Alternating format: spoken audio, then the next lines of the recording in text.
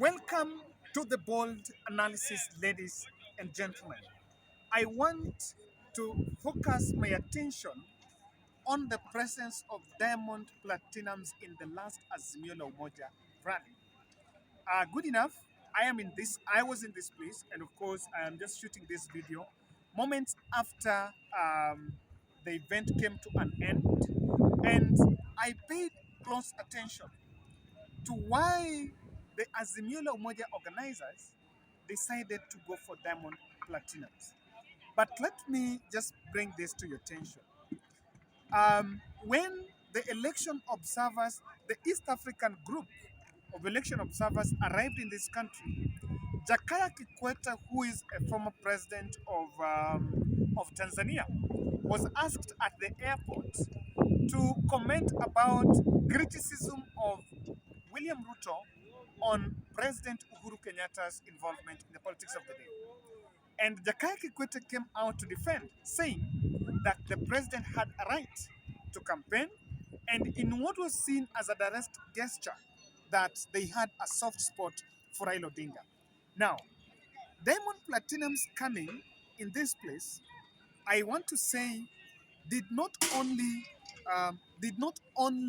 need. It was not just as simple as making sure that you can reach the bill. It's not about the money. This is the the most famous artist in Tanzania, and I may be wrong on this, but I can speculate that that decision for him to come and campaign in this event had the nod of the Tanzanian government. Because the reason I want to say this is this. Remember first, Diamond Platinum's special appearance in Azimio la Umoja rally was one of the most kept, most highly guarded secret. Even if you follow the social media handles and all the posters and the social media team of Azimio la Umoja, they never dropped a slightest hint that Diamond Platinums was coming. The reason that why that was done is one, to make sure that they don't polarize. Because what would have happened is maybe a hashtag will be sponsored moments before this branding. Number one, to make sure that they can now bash Tanzania, that maybe the Tanzanian government is infiltrating, or rather is trying to influence the polls in the country. Let me bring your attention to this observation. When Nasib Abdul arrived here, he made a performance, and after the performance, he went back to the backstage. Then, after going to the backstage, and when he made the performance, he did not put on any Azimio la Umoja merchandise.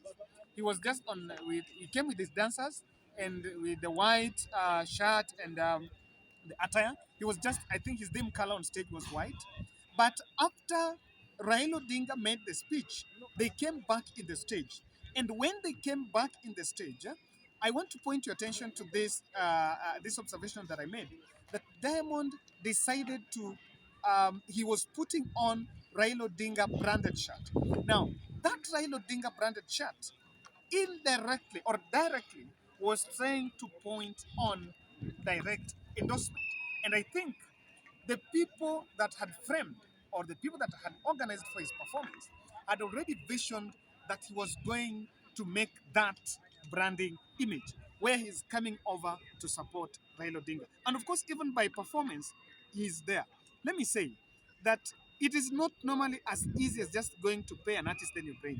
If if you talk to events organizers, and events organizers, some of them are subscribers in this channel, you will agree with me that when you hire an artist, you normally decide which soda he's going to carry in stage, the kind of shirt, if you want him to put on your company shirt, the kind of photo you want, who you want that artist to take a photo with. And Tanzanians and people who are in that entertainment industry will agree with me that there is a lot of stage management that is done when you invite an artist. The stage management at Diamond Platinum's performance in Nairobi here at Azimio la Umoja's last rally was pointing to a very well scripted strategy. Now, I want to explain why Diamond Platinums was actually injected in the last rally. I think that is very important. Kindly subscribe to our channel, click the notification bell, and like our video. When you like our videos, you are also promoting this channel. Number two, I also want to remind us about the welfare of Sarah. Sarah Atieno Onyango is a subscriber in this channel, and she's suffering acute leukemia in Kenyatta National Hospital. And she has been in the hospital since March, but over medication. She has done all the chemos, undergone all the chemos, although she has reprayed, but the medical bill has inflated to 1 million. So she reached out, and as Team Bold, we are conducting a 1 million challenge. The 1 million challenge is to help Sarah to make sure that we can write a 1 million shillings bill so that she could find an opportunity to make sure that she's out of the hospital. So I want to explain that collection is done through directly Team Bolt. My number is 0710 62 78 89. I needed to speak slowly because, of course, I'm here, and some people have just realized and they had identified me. So there is a lot of divided attention coming. But I hope that I'm going to focus on the video now. Diamond Platinums was brought in first to bring in the anxiety. And the anxiety is very important in this context. The mood for the Kenyan voter or the mood for Azimio la Umoja supporter is just make it happy. Just make it easy. Don't make it look like don't make things just a war of words, huh?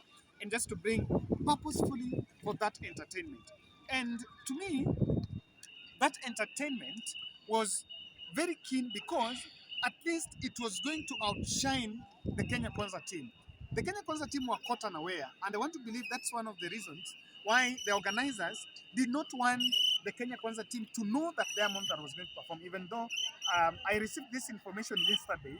But again, I also didn't want to tell people, come out, say that Diamond is coming, because that was a highly guarded secret. Because in any case, they were told that maybe Diamond is coming. You never know, they would have gone for Harmonize or maybe another Tanzanian artist just to reach the bar. The presence of Diamond was just to outclass what the Kenya Kwanza team were doing on the other side. And you can see it even made the event went long and get special media coverage. The presence of Diamond is one of the biggest artists.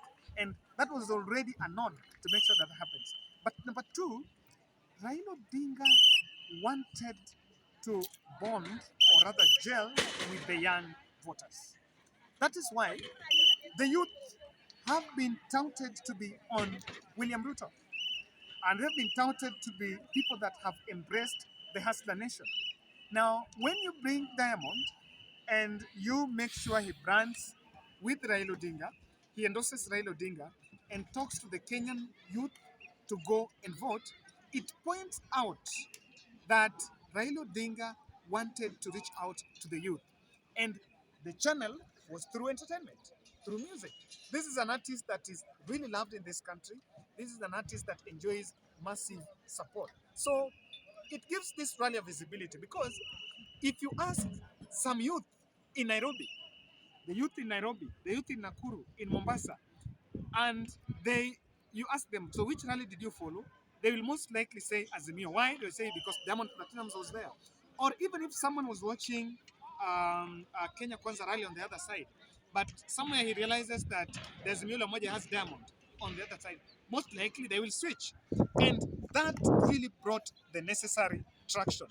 But let's not underestimate what I have actually seen here, that the East African community, or rather Tanzanian government, is not directly meddling on the Kenyan election, but is having a soft spot for Raila Odinga. I can say it is not normal, or it is not usual for them to give Diamond Platinumz the nod. Remember, he came yesterday, even when coming to the rally, he was on Raila Odinga's chopper, the one that was branded 15 million strong, the one that was branded by the blue colors of Raila and Martha Karua. That points out to you that, of course, there was a nod by the embassy, and they seem to be supporting Raila Odinga. You'll not be shocked after IBC announces results. Then the next day, they come out and say they come out to the first one, if Raila wins, to congratulate Raila Odinga. This is something that you can point out clearly, but you cannot. And there is something that is I can also understand from this. Azimio la Umoja have really spent in their campaigns. They have really spent in their rallies. The kind of expenditure that they have put compared to Kenya Kwanza, there's in terms of the return that is needed, I think it's more because it was more of a collective responsibility. On the Kenya Kwanza side, Deputy President William Ruto is running the show alone. As the Miola Umoja team, you never know who paid. Paying Diamond to come here is not below 2 million. Take that. It's not below 2 million. It's more than that. So imagine after all this organization, there was another 2 million that someone chomwad, maybe Hassan Yoho or Francis Atuoli or someone, to make sure this works.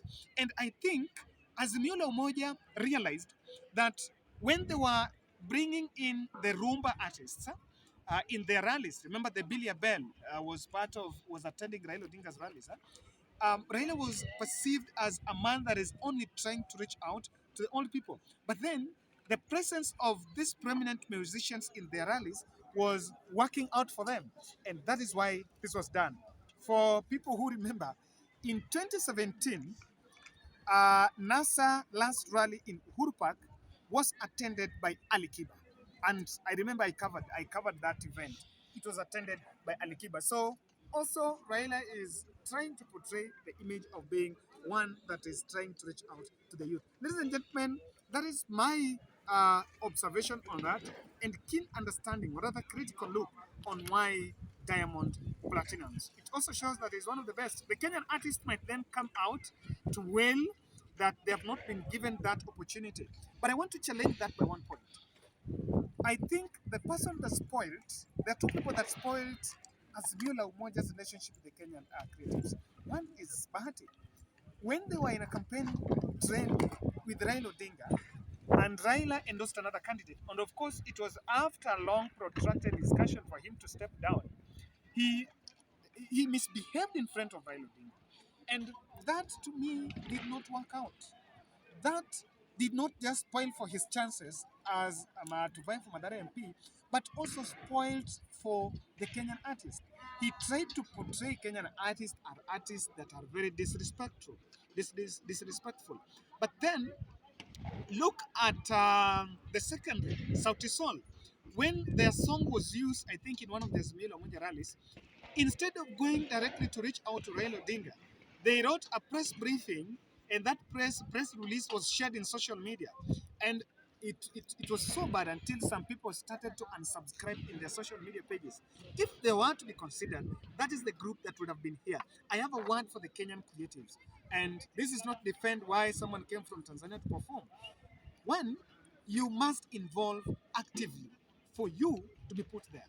Diamond Platinums, Harmonize, Tanzanian artists were at the center of late President Magufuli's campaigns. So these are people that have been there. It is not only on the Kenyan election that they are coming.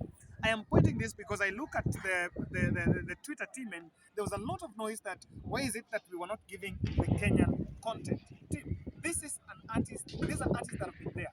The Kenyan artists are lacking in the versatility because they seem to be pushing more of the gossips and the gigs instead of also becoming actively part of the society. Ladies and gentlemen, that is my bold. And so let's meet in the bold studio the day, live from Kasarani.